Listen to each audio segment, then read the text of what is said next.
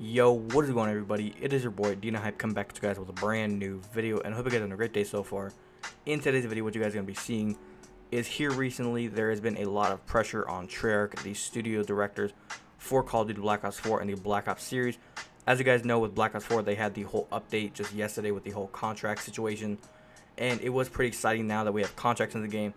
But something that people are not actually realizing is that Call of Duty as a whole, whenever it comes to Activision being the lead people of Call of Duty, they are putting a lot of pressure on Treyarch, because if you guys do not know, right now they are working on Black Ops 4 to actually keep this game fun and exciting. And if you guys are one of the people who have been saying Black Ops 4 isn't exciting, there's not really anything new within the game, something you need to actually realize is they are also trying to work on Call of Duty in 2020, which is kind of putting a lot of pressure on them to think of, because they have to have Black Ops 4 keeping fun and exciting and actually have the game fresh with these contracts and new operations. And then they also have to be working on a 2020 Call of Duty, since Sledgehammer wanted to goof up and make the game, or make their game, just completely trash. Now, we're going to be going ahead and discussing an article in today's video, so before I go any further, please remember, if you guys are brand new to the channel, to go ahead, and if you guys are a fan of Call of Duty news whenever it comes to updates, information, news, DLC weapons, game modes, everything Call of Duty related whenever it comes to information on Black Ops 4, Modern Warfare, or even Call of Duty Mobile, everything is here on the channel as soon as possible. So if you guys want to stay up to date with that type of stuff, all you guys gotta do is subscribe, hit the notification bell, and you guys would never miss a thing. And also, if you guys are going to enjoy, don't forget to drop a like. But without further ado, let's get straight into things. Now, if you guys want to head down in the description, like I said, the link will be down there where it says info, so feel free to check out the article for yourself, or you guys can just listen along to me as I read it as well.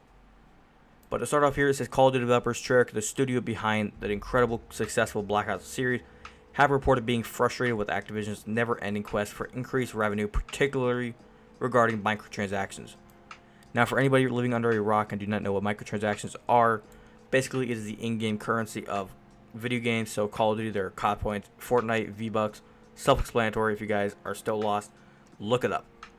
But moving on here, when initially released in October 2018, there were very few microtransactions to speak of in Black Ops 4. However, in the months following, this quickly changed with a Fortnite-style battle pass added, and later and even in reserves, better known as the supply drops. In their Days of Summer update in June, perhaps the most blatant example of microtransaction greed was shown. And it was shown in the variation of new weapons that were added to the game, available only through the luck-based supply drop system. Now, these weapons were the S6 Stingray, the Peacekeeper, the Locust, and the Ballistic Knife. And the two weapons that were actually the most overpowered were the S6 Stingray and the Peacekeeper. Now, couple this with the plain red dot reticles being sold for $1. And yes, I said that right. They are trying to make you actually pay $1 just for a reticle. Now, you don't have to buy it, it's just there if you want to actually spend like 100 COD points and get it. But the fact that they're actually enticing you to spend $1 just on a reticle is pretty dumb. Now, it says here it's pretty blatant to see why players have become angry with the constant push of microtransactions. But it's a new report from, there's also a new report from Kotaku. The developers are too. Now, if you guys didn't know who Kotaku is, they are one of the most trustworthy news sources whenever it comes to Call of Duty news, them and Charlie Intel. If you guys ever want to know exactly if it is true or not, it is going to be coming from them. But moving on here, it says here, quote, many developers said that they are just as frustrated with the publisher Activision's never-ending quest for increased revenue, and they were frustrated with the lack of influence they had on it. Quote, the report reads with one developer stating, quote, it makes you wonder, where does all the money go? Quote.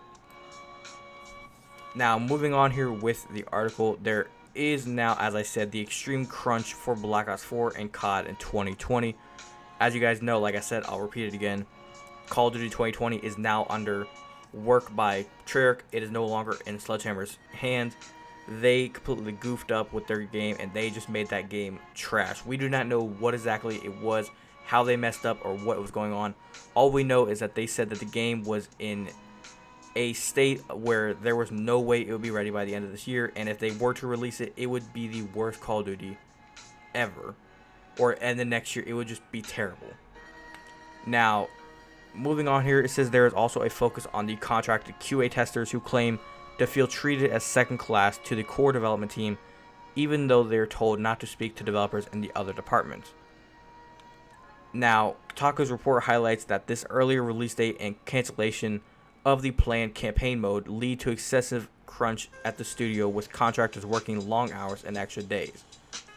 Now, lead developers and staff at Treyarch received a bonus for Black Ops 4 earlier in 2019, which one contractor said they saw the car park fill up with Teslas and Jaguars, while the other developers, especially the testers, didn't see any of that bonus.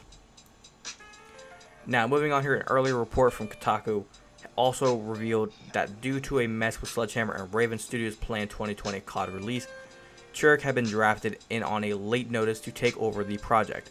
Now, with less than 2 years to develop a game as opposed to the standard 3-year cycle, the developers are expecting even more grueling crunch. Some QA testers only found out about the change from Kotaku's Article 2. Additionally, a number of developers told Kotaku that they expressed concerns about the Call of Duty series becoming stale and suggested taking the example of Assassin's Creed, which took a year off to revitalize the franchise. Now, in my opinion, I do not think that would be a good idea, because the way of Call of Duty, it's like a new Call of Duty every year. There's always something fresh. If they were to make the game to where next year would be COD 2020, and then after that game, they would just not even release another Call of Duty, it would almost give, say, Infinity Ward or Sledgehammer or whoever makes the next game a chance to actually kind of think and plan out the game, just so that they kind of know exactly what they're doing, rather than just going every single year. Because to think every 3 years, that is enough time to make a Call of Duty game. Every 2 years, that's kind of pushing it. But they told Treyarch this in the middle of the year, so they basically have a little over a year and a half only to make this Call of Duty game. In my opinion, it's a little bit stupid that they are only giving them that much time.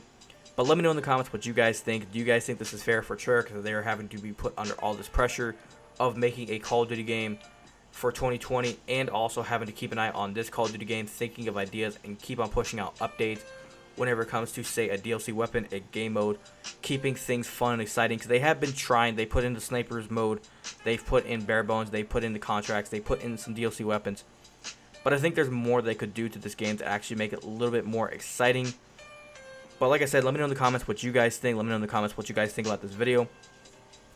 But like I said in the beginning, do not forget to go ahead and drop a like if you guys did go on to enjoy. Or remember, if you guys went on to enjoy the content here and you guys want to go ahead and stick around for all content that I post here, all you guys got to do is subscribe and hit that notification bell, and you guys would never miss a thing. But if you guys want to head down in the description down where it says all my sponsors and social medias, if you guys want to help me with a follow, feel free. And also, if you guys want to help support me, links to all my sponsors are all down there. So if you guys want to help me out, click those links and use the codes at the websites, and you guys will get yourself some cool stuff, and you guys can help support me very greatly. And also, if you guys want to go ahead and click that link down there where it says merchandise, you guys will head on over to my merch store, and you guys can cop yourself some Hype Nation merch. Feel free to do so. But without further ado, guys, it's been your boy Dina Hype. I'll catch you guys next one. Have a great day. Peace.